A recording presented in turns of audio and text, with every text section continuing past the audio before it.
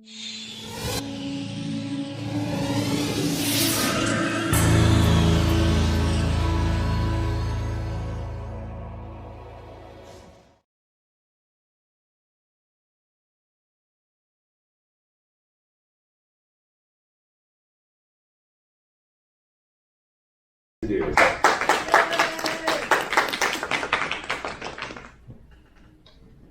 can go?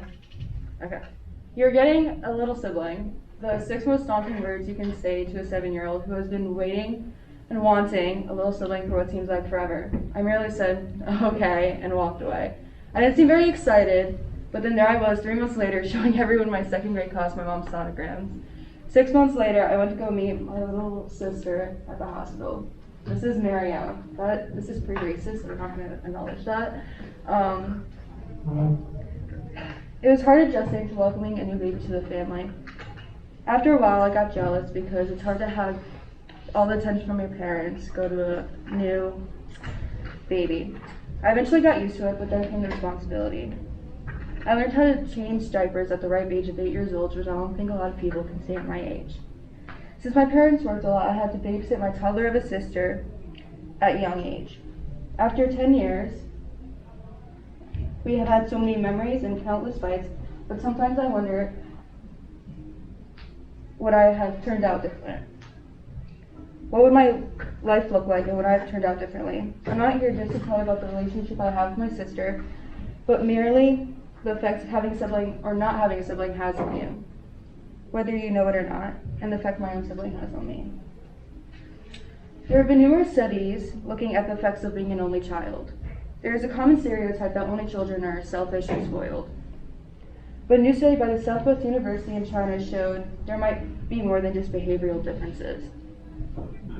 When 200 university students in the study and half being only children, researchers scanned their brains while also testing their personality, creativity, and intelligence. The test showed that only children outperformed those with siblings on creativity but scored lower on having agreeable personality traits. The scans also showed the parts of the brain associated with the development of these were structurally different.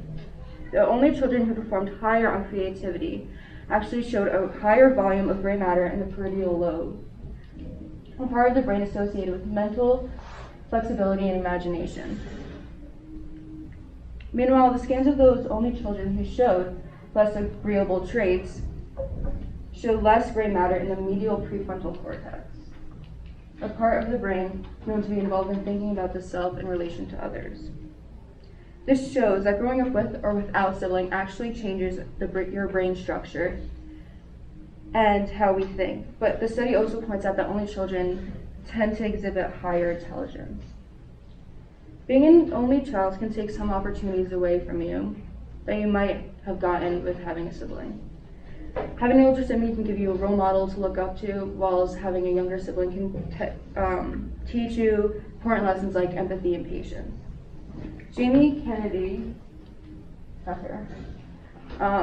explores these ideas and even says having a younger sibling can make you a more kind person. Sibling relationships are key to the development of empathy and understanding. By observing their siblings being kind, compassionate people, children grow with that skill set, which leads them to be kind, compassionate adults.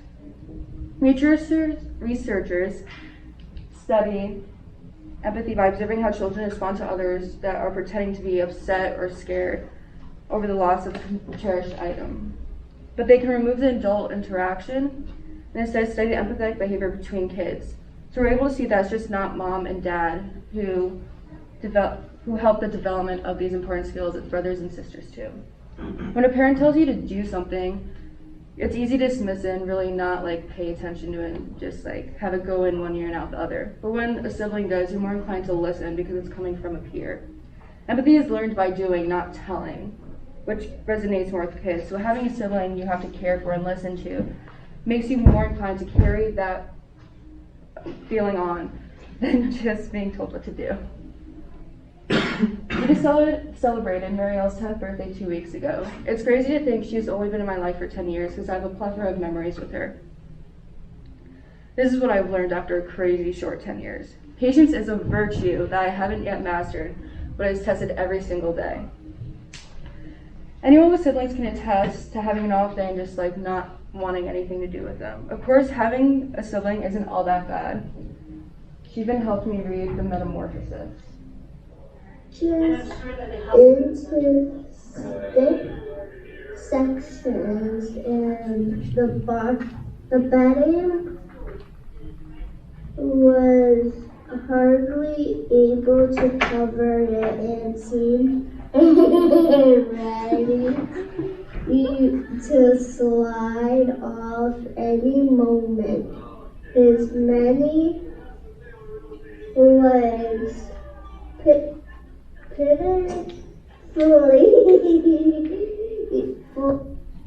She didn't like it much. She thought it was weird how the author spent a whole paragraph talking about his itch.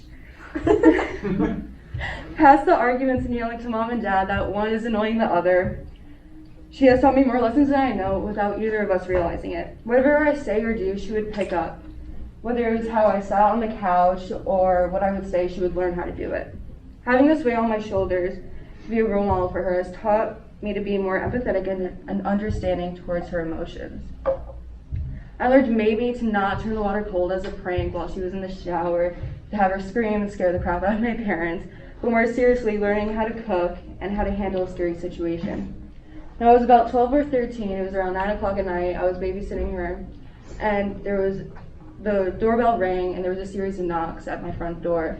I didn't do anything, but they kept knocking and ringing the doorbell, so I took her upstairs and called 911. Turned out to be a harmless delivery guy, but how was I supposed to know? Since people can't choose whether or not they have a sibling, it's hard to argue whether having one is better than not having one. Of course, not having a sibling gives you more attention from your parents, more ease to pay for college since there's only one of you, and in some cases more free time. I believe having a sibling is more beneficial for your future. When you go to college, it's easier to adjust to having a roommate because you've been living with someone that's similar to your age, and in my case, sharing a room with them. You also have more experience with sharing, whether it's toys or clothes. Because of the 8-year age gap, it's hard to relate to her on a mutual level. When we have all been that age, when the most important thing was knowing exactly where your stuffed animal is at all times. But when she would lose and I just shook it off, it would still be a big deal to her. But there's always another side to the story. Whenever I'm stressed about homework or a test or a TED Talk, and she wouldn't get it, and I would try to explain it to her and she still wouldn't get it, I would just get mad and tell her to leave me alone. There is always a constant misunderstanding that we can't seem to get over because of the time between us. There are always memories and things to bond over, whether it's horses, skiing, or hard math problems.